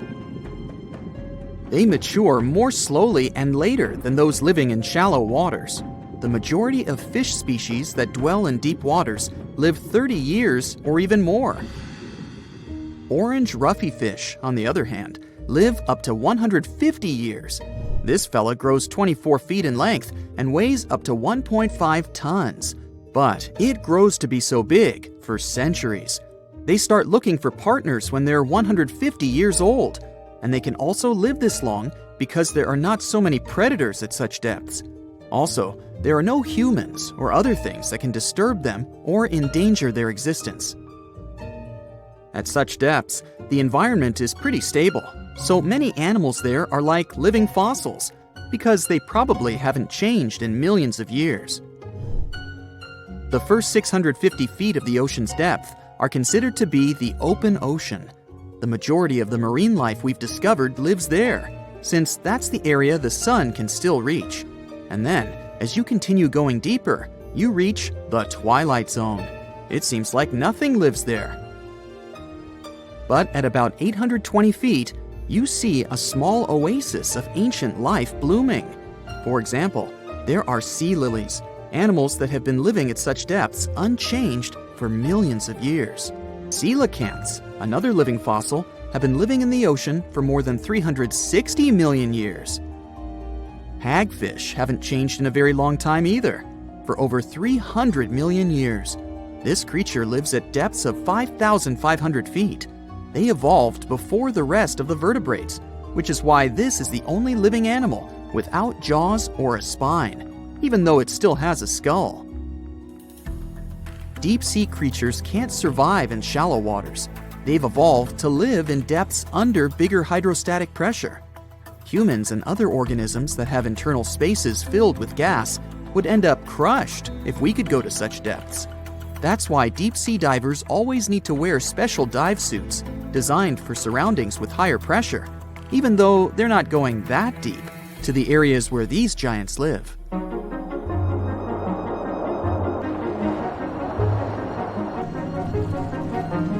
But near Antarctica, you can see gigantism way closer to the surface, like giant sponges, sea slugs, sea spiders the size of a dinner plate, worms, and even some enormous single-celled organisms.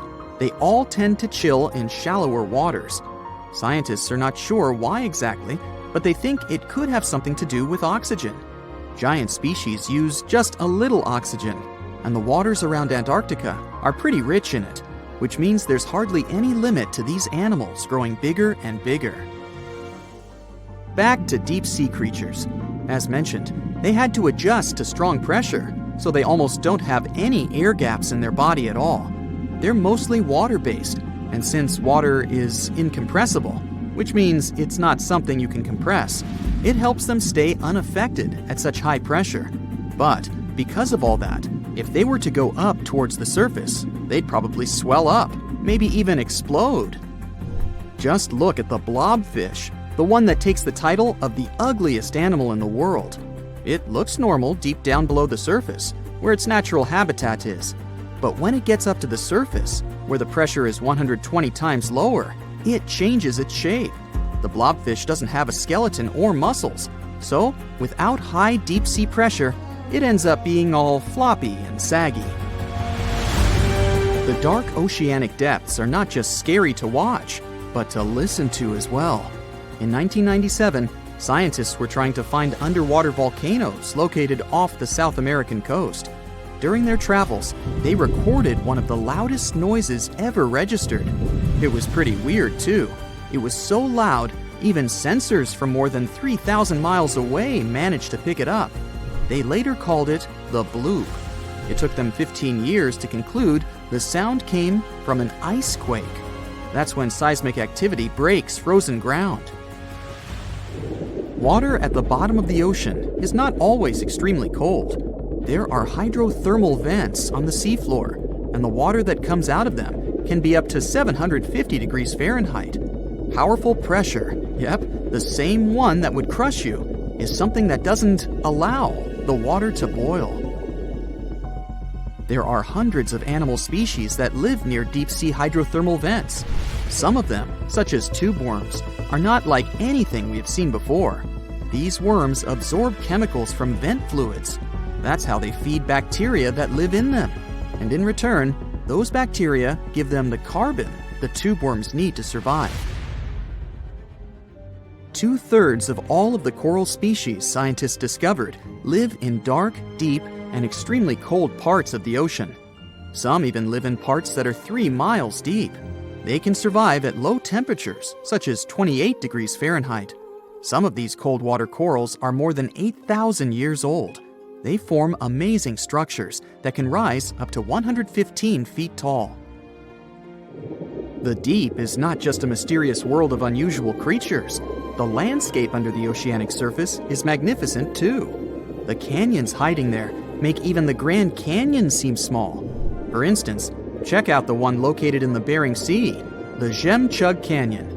Its vertical relief is more than 8,500 feet deep. That's huge. The largest ocean waves are not the ones you can see from the shoreline. They occur under the surface, and they're called internal waves. They take place between two water masses that have different densities. They travel at speeds of thousands of miles per hour and can be 650 feet tall.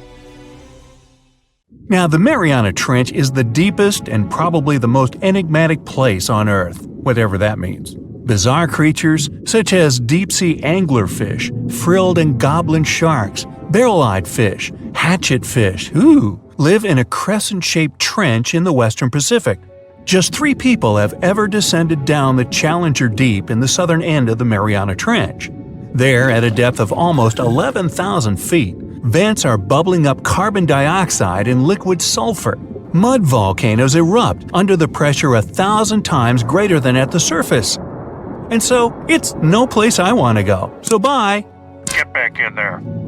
Alright, since you clicked, yeah, you're about to visit places no less mysterious and creepy than the Mariana Trench. Your first stop is Mexico, the Yucatan Peninsula to be precise. See those bottomless sinkholes filled with crystal clear water? It's fresh water that overlies salt water seeping from the sea. The sinkholes are called cenotes. The Mayans believe these natural wells were the gateways to the underworld. Thousands of cenotes, created by collapsed limestone bedrock, form one of the world's longest underwater cave systems. You can easily get lost in this tangled, mysterious network. Now it's time to visit the Caribbean. There, you'll get to a depth of almost 8,000 feet to see the Van Dam vent field. The hydrothermal vents fire out streams of muddy, scalding water with a temperature reaching 400 degrees Fahrenheit. That's almost enough to bake a pizza. These mounds are made of talc, a substance you can find in baby powder. The Van Dam vent field is an oasis for odd species. One of those is kind of a creepy shrimp without eyes. Instead, they're equipped with patches of light-sensitive cells on their backs. Now, you don't have to travel far away. The next enigma on your list is also in the Caribbean. Just off the coast of Belize, there is a giant sinkhole. It's also blue. Yep, that's the Great Blue Hole. The thing is about 1,000 feet across and more than 400 feet deep. Once, a long time ago, this hole was a cave until rising waters filled it, making it collapse in on itself. The deeper you descend into the Great Hole's crystalline waters, the darker it becomes. You see tons of stalactite-filled caves, but don't even try to enter them unless you want to get hopelessly lost. Once you reach a depth of 50 feet, you notice the water shimmer. That's the invisible line dividing the sinkhole's salty top from the freshwater abyss. Time to get out of there. Who knows what you might come across in the murky depths? Your next destination is off the Pacific Northwest coast. Almost 500 streams of methane bubbles were discovered there several years ago. Because of the bubbles, the vents got the name champagne seeps, which sounds better than the fart spas. Scientists are still puzzling over this phenomenon. Where does the methane come from? Underwater cows? Why is its temperature warmer than that of the surrounding ocean? And most importantly, what would happen if you managed to light a match somewhere near a large bubble? Methane is a highly flammable gas, and setting a methane bubble on fire, well, you get the picture. And now you're off to Iceland. The plan is to dive into Silfra, a fissure filled with pure glacier water. This 206-foot deep crack is the only underwater place on the planet where you can touch 2 continents at once. The deeper you go, the darker it becomes. The rocky landscape looks otherworldly. Divers who dare to visit this incredible place risk having their gear frozen, getting hypothermia, or not surviving whatsoever. After all, the water temperature in Silfra Fissure is about 35 degrees Fahrenheit year-round. Your next destination is Scotland. Okay, cue the bagpipes. If you dive in the Gulf of Corryvreckan, a narrow strait between two islands, you'll see massive underwater rocks and deep holes. They create the third largest permanent whirlpool on the planet, the Corryvreckan Maelstrom. The water moves through the strait at breakneck speed. It hits the underwater rocks, and the place looks like a pot with boiling water. The waves, created in the process, sometimes reach a height of 15 feet, and you can still hear the roaring whirlpool from 10 miles away. It's believed the Corryvreckan Maelstrom has swallowed dozens of sailors over the centuries. They were caught unaware by the ferocity of this natural phenomenon and pulled underwater in the blink of an eye. Okay, enough bagpipes. Your adventures are getting more and more extreme. You're heading for Antarctica. There, in the Southern Ocean, you'll find the Ross Sea Ice Shelf. Say that 5 times real fast. Later, not now. It's roughly the size of Spain, with the ocean underneath containing as much water as the North Sea. Once, scientists drilled all the way down through this enormous chunk of ice. Imagine their astonishment when they found life in those extreme conditions. The researchers came across dozens of mysterious species not known before. The most unnerving were upside-down swimming fish and overturned sea anemones hanging in the frigid waters. Hopefully, bizarre places with a notorious reputation don't frighten you. Well, too bad, because you're about to visit the Bermuda Triangle. It's an area between Bermuda, Florida, and Puerto Rico where planes and ships seem to vanish in thin air. For the first time, this place attracted a lot of attention in 1945. That's when 5 U.S. Navy planes disappeared during training. Before radio contact was lost, the flight leader said, "We're entering white water. Nothing seems right." After that, the planes with 14 men flying them disappeared. Even scarier, a rescue plane with 13 people on board never came back as well. Some people believe the mythical city of Atlantis lies at the bottom of the triangle. They claim its inhabitants use extraterrestrial technologies to sink ships and crash airplanes. Others blame rare and unexplored natural phenomena, for example magnetic anomalies, or massive pockets of flammable methane gas. There we go again. Then, if a bolt of lightning ignited a giant methane bubble near a ship or a plane, this could probably make it sink without a trace, except the smell. But methane is found everywhere all over the world, and it never behaves this way. Some experts aren't sure there's a mystery to explain whatsoever. Lots of busy routes pass through this area. No wonder more ships and planes sink there than anywhere else. Now, prepare some warm clothes. You're heading for the north again. Your destination is Cape Desolation in Greenland. Nice place. In 2012, Canadian researchers were sampling the water in that area, and their equipment came back to the surface with pieces of coral attached to it. That's how a cold water coral reef was stumbled across. These unique pinkish corals can easily go without sunlight and live in strong currents 3,000 feet below the surface. Another unique spot you can't miss lies between Greenland and Siberia. The Gakkel Ridge is the deepest and most remote portion of the global mid-ocean ridge system. In some places, it reaches the depth of more than 3 miles. It's only natural the darkest corners of this underwater world remain unexplored. Fascinating chemical reactions happening at the bottom of the ridge produce hot fluids rich in minerals. They spew, like freshmen at a rush party, from seafloor vents. And since these vents are isolated from the rest of the ocean, they're hot spots for bizarre creatures found nowhere else in the world. Your next stop is just off the coast of Cuba. Circular columns, paved floors, symmetrical stone structures. That's what the Cuban underwater city looks like. What happened there? Why was a large city abandoned at a depth of more than 2,000 feet? Lots of people believe those are the ruins of a long-forgotten civilization. But scientists have their doubts. They claim the lost city is nothing but a natural phenomenon that appeared about 5 million years ago. The disc and donut structures often appear around the areas of the seafloor where natural gases break free. Again with the gases. When you come to visit the Sargasso Sea in the middle of the North Atlantic Ocean, you won't find its shores. Instead, it's surrounded by powerful ocean currents. These are the same currents that turn the sea into a gigantic convention for dense brown seaweed. In the 19th century, a French ship was discovered in the Sargasso Sea. Its sails were set, but not a single crew member was on board. This mysterious disappearance made people believe the seaweed was carnivorous. The Sargasso Sea is indeed a weird place. It's always eerily calm and unnaturally warm, even though it's surrounded by the churning, freezing waters of the Atlantic Ocean. Could one of these bizarre places become a home to the largest marine predator ever, the megalodon? The giant shark's teeth, some larger than an adult man's hand, have been found pretty much all over the world. But since these creatures preferred warm, shallow waters, they lived along the coastlines of all continents except Antarctica.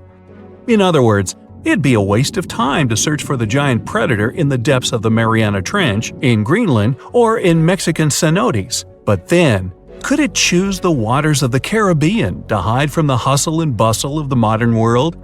Don't get your hopes up. There's been no proof the megalodon does exist these days. It wasn't a shy, elusive animal, and still, no one has seen this shark lurking around recently. Not even near the fart spas. Are you a pro swimmer? Brave enough to take a dip in any ocean or sea? Bad news. There are some places you should avoid no matter how well you swim or dive. Some of these places have dangerous underwater rocks, strong currents and tides.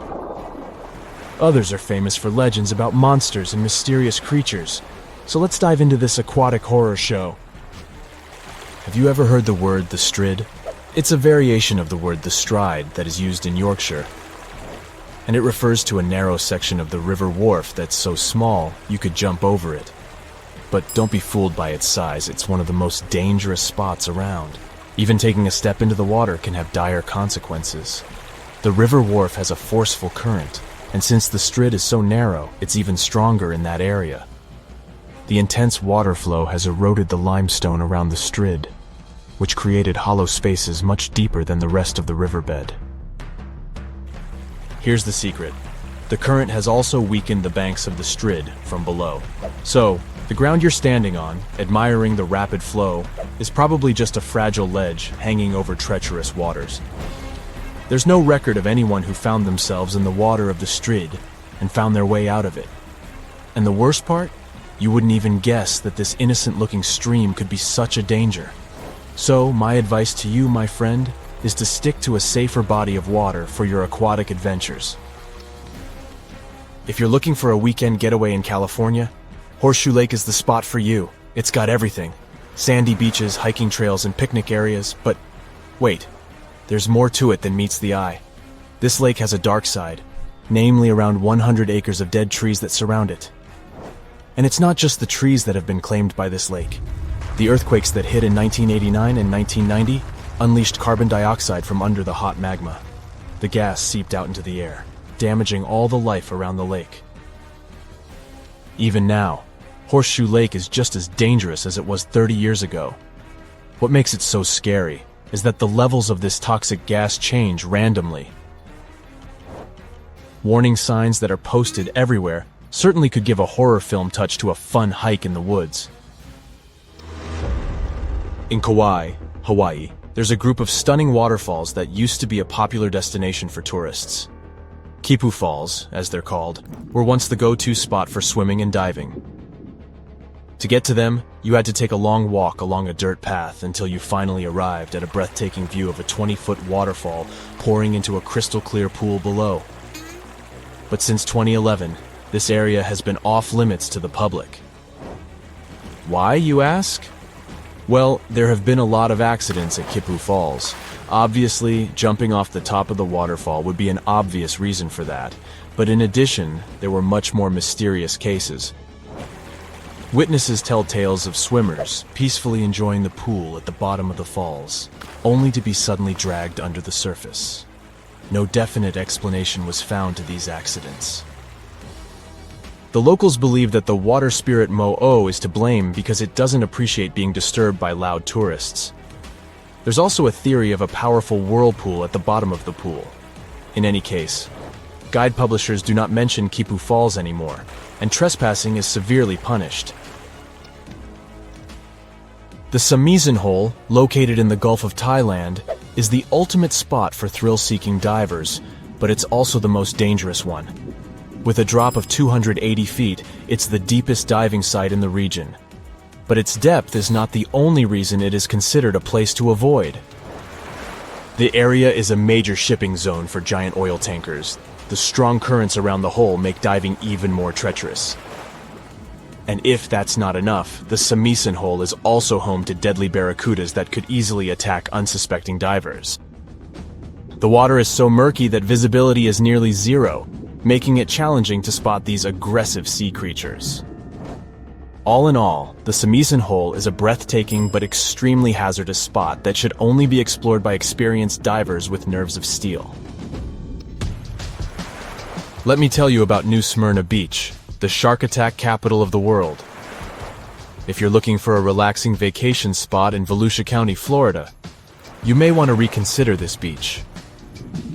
The waters around New Smyrna Beach are teeming with fish, which attracts a lot of sharks. In fact, there have been so many shark attacks reported in this area that it's earned the title of the shark attack capital of the world. Even scientists have warned that if you go for a swim there, you're bound to get up close and personal with at least one of these creatures. We are talking about a distance of 10 feet, and in many cases you wouldn't even notice it. To make matters worse, the bull shark, one of the most dangerous and aggressive types of sharks, has been spotted in these waters. Once again, Kauai is on our list. The beach on Nepali coast called Hanakapiai Beach might look like heaven on earth, but don't be fooled. To get there, you have to trek through a super steep, rocky 2-mile trail. There are no lifeguards on this remote beach, so even if you decide to take a dip in the water, you're on your own. The biggest threat to your safety is the incredibly strong rip currents. They are almost always present because there are no reefs to shield the shore. And if someone gets caught in one, there's no safe place to swim to for miles. The nearest safe beach is 6 miles away. Trust me, this beach doesn't have the best track record in terms of safety, so it's highly advised that you stay out of the water if you end up at this beach. Let me tell you about a place that looks like it's straight out of a horror movie. We're talking about Berkeley Pit, which is an artificial lake situated in Butte, Montana. The first thing you'll notice about this place is that it has an eerie blood-red color that can only be described as unsettling. You might be tempted to take a dip, but that would be a grave mistake. Don't even touch it. The water is extremely dangerous due to the heavy metals present in it, such as cadmium, arsenic, zinc, lead, and copper. They come from the rocks that surround the lake and make the water super acidic. In fact, this place used to be an open-pit copper mine, hence its color. So if you want my advice, avoid this place like the plague. There are 3 lakes in Africa that maybe are the most dangerous places of all that I have mentioned so far. They're all located in Africa. Lake Monoun and Lake Nyos in Cameroon and Lake Kivu in Rwanda are all like ticking timers ready to go off. They were formed over underground pools of molten rock, and sometimes this molten rock releases toxic gases like methane and carbon dioxide right into the water. When this happens, the gases can build up until they suddenly burst out of the water, creating massive waves that can wipe out everything in their path. This type of outburst is called a limnic eruption, and it can release a cloud of poisonous gas that can be harmful to everything in the vicinity. The most terrifying part? These explosions can happen at any moment with no warning. So if you ever find yourself near one of these lakes, you'd better be on high alert, because you never know when the next accident might happen. Maybe you know other places you wouldn't recommend for a fun swim? Share your anti-recommendations in the comments below. There are plenty of fish in the sea. Some of them look totally like Nemo or Dory. Then there's the butterfly fish and fancy guppy, which is indeed really fancy. And then there's... What on earth is that? I would definitely not pay for a diving experience to see this guy. The anglerfish has the unofficial title of the ugliest animal in the world, but I wouldn't dare to break that news to it. There are more than 200 species of anglerfish currently swimming somewhere in the gloomy depths of the Atlantic and Antarctic Oceans, up to a mile below the surface. Some of them prefer different living conditions, the shallow tropical environments. Different kinds of anglerfish vary in shape and size, from the famous black sea devil to frogfish, monkfish, football fish, goosefish, batfish, and sea toad. The larger ones can be half as long as a full-sized bed, but most are less than a foot long. Since the choice of meals where these guys live isn't that huge, they had to come up with a unique hunting strategy. They don't waste their priceless life energy on following prospective prey. Instead, they use a piece of dorsal spine that sticks above their mouths like a fishing pole, hence the name of the fish. There's a sac of bioluminescent bacteria that glows brightly in the dark at the end of that rod. The light lures prey, and all the anglerfish has to do is wait, and then enjoy its lunch delivered right to its mouth. Their bodies are pliable and huge, so they can easily swallow prey twice their size. Deep-sea anglerfish eat whatever they can find. Species that live in more shallow water aren't picky either, and can eat anything from shrimp to snails and small fish. Only female anglerfish have the cool fishing rod feature though. So what about their males? Finding a soulmate deep under the sea isn't that easy. I mean, literally, there's no light down there. Plus, there are frigid temperatures and low oxygen levels. Anglerfish can't afford to go on many dates in those conditions, so they mate for life. And before you go aw about it, I have to tell you, they do it in quite a special way. Male anglerfish are much smaller than their ladies. The contrast is so striking that when researchers first got interested in their love life, they thought those males were actually the offspring, or larvae, hanging out next to their moms. Certain anglerfish male species have receptors that alert them that there's a female nearby. After they mate, the male bites into his woman and stays attached to her head, belly, near her tail, and other areas he can access. While they morph together forever, the female fish gets the male's cells, DNA, and reproductive organs, but loses her immune response cells. The male gets free permanent housing and nutrition. Given the current real estate prices, it sounds like a dream. But that accommodation is shared by up to 8 males, and they can't move out if they ever feel like it. You're unlikely to meet this deep-sea fish in real life, but if you meet an anglerfish in your favorite video game, remember that you can easily outswim it and make it kinder to you with tranquilizing arrows. Once you befriend it, the anglerfish can be your scout and help you discover new areas with its bioluminescent pods. Back in the real world, down in the twilight zone of the ocean, about 650 to 3,300 feet down, the anglerfish isn't the only creature you're lucky you'll probably never meet. Many of the locals look like they come straight out of science fiction or horror movies, but that's because they had to adapt to this dark, deep world. I did my best to get you prepared for the creatures you're going to meet, starting with the common fangtooth. They spend most of their lives deep down, but at night, they move toward the surface to snack. These guys are more active than most other deep-sea dwellers. They don't wait for food to come their way, but actually follow it, and then get it with their long, hungry teeth. They don't have a built-in light bulb like the anglerfish, so they've developed a great sense of smell and use as much sunlight as they can get there in the depth to get around. Sometimes, even the shadow of a passing by prospective prey is enough for them to switch to action mode. And though they don't look too charming, they're completely harmless to humans if you ever run into one of these guys.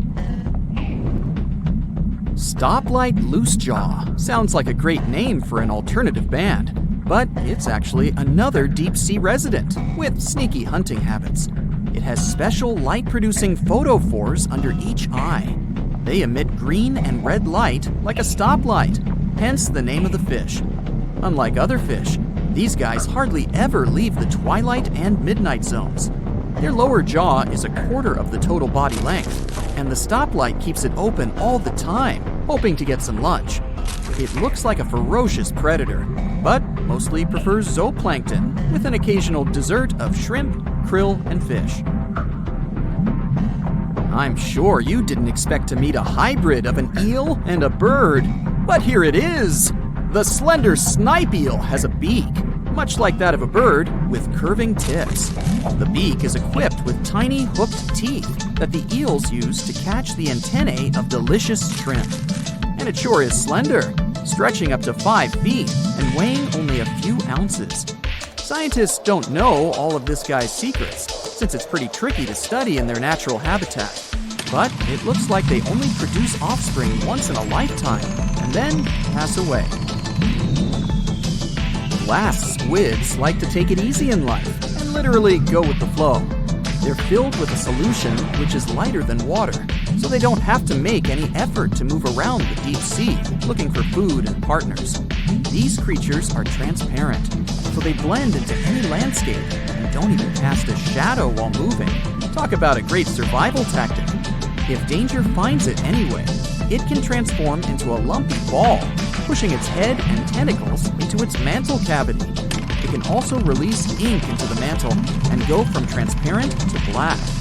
The same ink can protect it against hungry whales and seabirds.